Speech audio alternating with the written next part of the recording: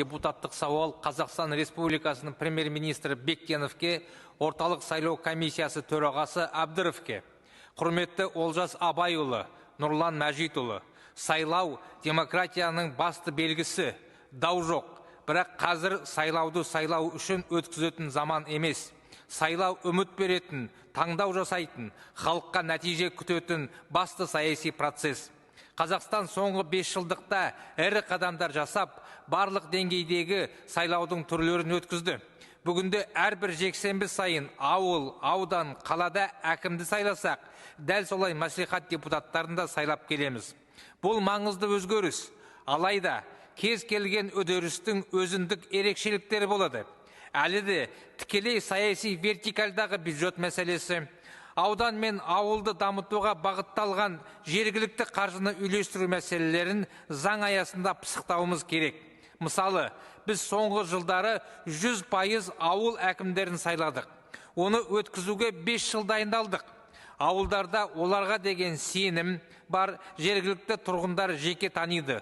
Бұл ең маңызды сайлау деңгейі, ауыл тұрғындарын біріктіретін, саяси өмірге тікелей араластыратын маңызды қадам. Сондықтан да бүгінде ауыл ішінде жүйелі саяси өзгерістерге сенім бар. Енді біз заң аясында ауыл әкімдерінің құзыретін әлі де кеңейтуіміз қажет. 4-ші бюджетті қалыптастыру тетіктерін заңмен пысықтау керек. Бұл маңызды бастама. Бүгінде аудан, қала әкімдерін пилоттық форматта сайлауға кірістік, 52 ауданның әкімі сайланды. Бірақ оның тиімділігі әлі де сараланбады. Олардың бәрі өз міндетін лайықты деңгейде атқарып отыр деп айта алмаймыз. Сайланған аудан әкімдерінің біразы 1 жылға жетпей жұмысынан кеткен.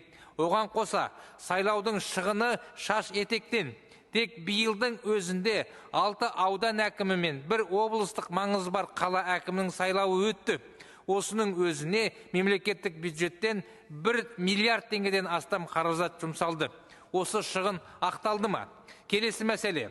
Әкімдердің функционалдық мүмкіндіктері шектеліп, ауданды дамыту тетіктері көбінесе облыстық қаржыға тәуелді болғандықтан, сайлану үшін үйіп төгіп берген уәделерін орындай алмай жатыр.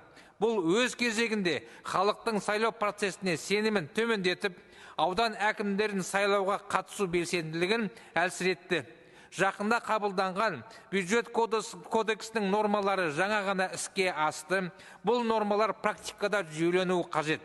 Ауылдық округ әкімдерінің сайлау жүйесін енгізу 5 жыл бойы кезең-кезеңмен жүргізілді. Аудан әкімдерін сайлау